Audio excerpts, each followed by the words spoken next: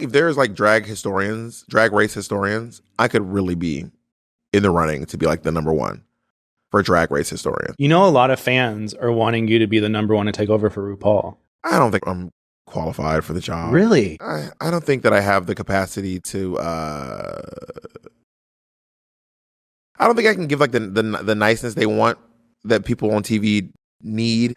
I don't think that but I can be. I'm nice to people, but not in a way that I think TV sometimes requires that you be. You know what I mean? So like if I was a girl and I was like, my mom did X, Y, and Z and I'm crying, how would you deal with me crying? Let's do it. You ready? Are we in the main stage or in the workroom? We're in the workroom. We're in the workroom.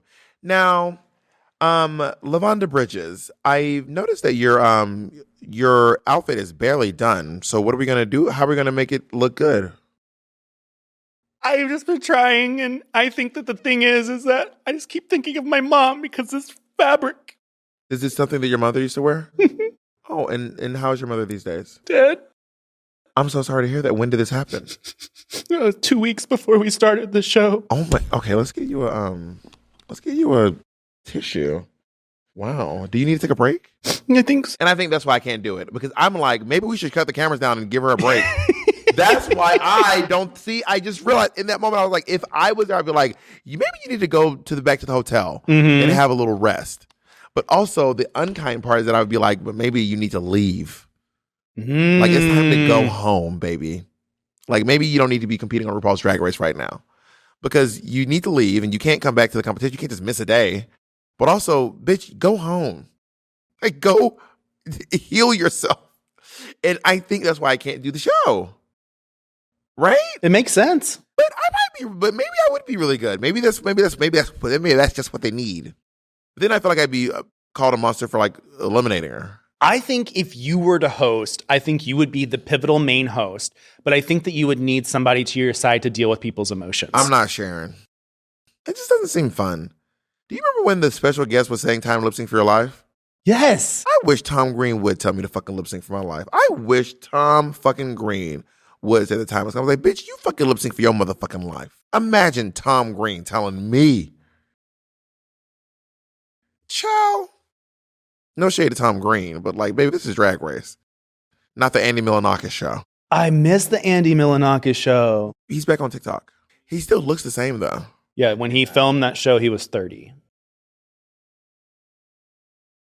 That's not true. That cannot be true.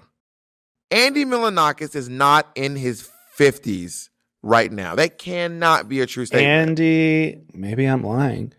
Milonakis. Maybe you heard an urban legend and just ran with it. How old do you think he is? I feel like he's my age. Like, he's like 37. He's 47. Andy Milonakis is 47 years old? My goodness. Honestly, work. Right? Back to New York. New York City. Oh my God. How do we get that far? That was wild. Maybe I should be medicated. The year is 2008. I just got to New York City. I just landed. And I just started doing drag. And I did the New York Comedy Club. And then I went to the first gay bar that I performed at was Barracuda. Peppermint was hosting. But I thought she was Shaquita because the internet said Star Search hosted by Shaquita. And it didn't have a picture. So I just walked up and I was like, hey, Shaquita. And she was like, Shaquita? My name is Peppermint. And that was the first time I met her. That's an iconic way to meet Peppermint. Oh, yeah, for sure. What was the way you met Monet Exchange? Monet Exchange, I was performing at the Monster. No. I was performing at the Ritz, which is on 46, I want to say. 48, 46. And Monet was like a little baby queen. And I still remember the performance. I was doing Diamonds Are Forever. And Monet Exchange was wearing this massive afro and was like cheering for me. And then we started hanging out, and I sold her some outfits. She was like, I need help with something. And I was like, I can help you. I'll sell you an outfit. So we started hanging out from there. How long had you been doing drag until you got on Drag Race? 7 years. Okay. Yeah. I started drag in 2009, and I got on Drag Race in 2015. Had you applied before? I applied, I think 3 times. Did you get far in any of those processes? So the second time I auditioned, I got reached out to by the casting firm, which is the company that used to do their casting. They're like, you should audition for Drag Race. And I was like, oh my God, I'm in. I'm basically on Drag Race. And I submitted and I never heard anything. And then the next year they wrote back and they're like, you should really audition for Drag Race. And I was like, you said that last year. They're like, no, do it, bitch. And then RuPaul came to my show. Damn. RuPaul showed up at my job and was like, is Bob the Drag Queen performing tonight? Are you lying? No, I'm not lying at all. This is true. RuPaul even tweeted about it. She was like, hey, I'm going to go see Bob the Drag Queen tonight. That's iconic. I know. Isn't that crazy? This is before I was on Drag Race. RuPaul literally RuPaul never, she just tweeted out, hey, I just saw Bob the Drag Queen tonight. And everyone, I went to go see Bob the Drag Queen at the Monster, and I told the DJ that RuPaul was here. She was kind of like sneaky. And I was like, RuPaul's here. And they started playing her song. And RuPaul was like freaking. And then RuPaul was like, everyone started like going crazy to see that walk. And we were like, and then she didn't know that we knew that. She didn't know that the DJ knew she was there, but none of the audience members knew she was there. No one knew she was there. It was really kind of a wild moment. And I kind of low-key have Kathy and Jimmy to thank for getting me on Drag Race. Because Kathy and Jimmy saw my show on a cruise ship.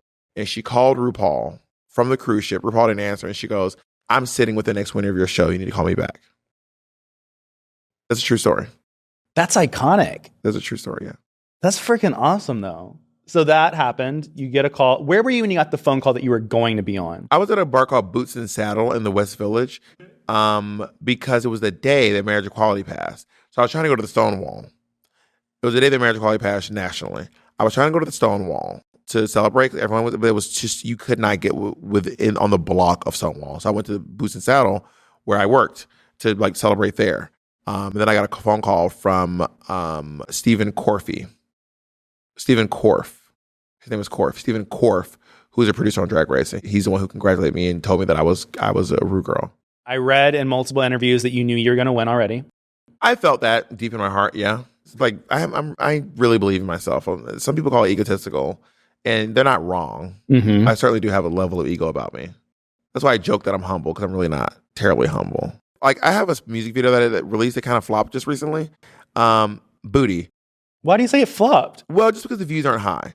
Just crazy, because I right afterwards I released a video of me being like ranking the Drag Race seasons, and it got so many views. In a day, I think it's already at like 300,000 views. And the other one, this music video I spent so much time, effort, and money into, has like 86,000 views. And then the video of me being like, I'm trying Trixie's makeup, 1 million views.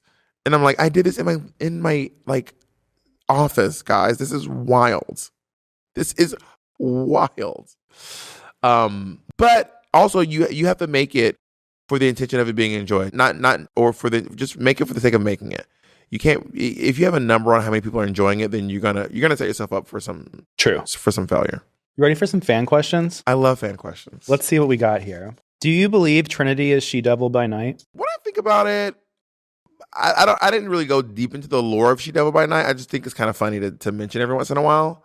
So I don't really know. Like, I don't think I can actually inform an opinion about whether or not she is She-Devil by night. You know? Yeah. How is your relationship with Miss Cracker? Oh, I love Miss Cracker. You know, I haven't had a chance to like hang out with her in a long time, but I was talking to her last time I was in New York City preparing for the Madonna tour, and she's still my baby. What is your best memory with Thorgy Thor?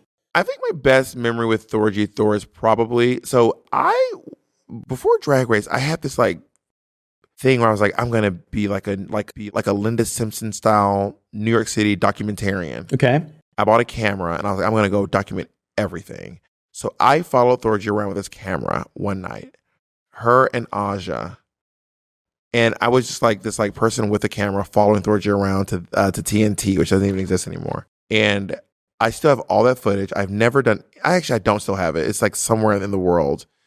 But I remember just hanging out with Thorgy that night, and it was really, really fun, and like recording her and like hanging out and just laughing and just having a blast. She's my oldest drag friend.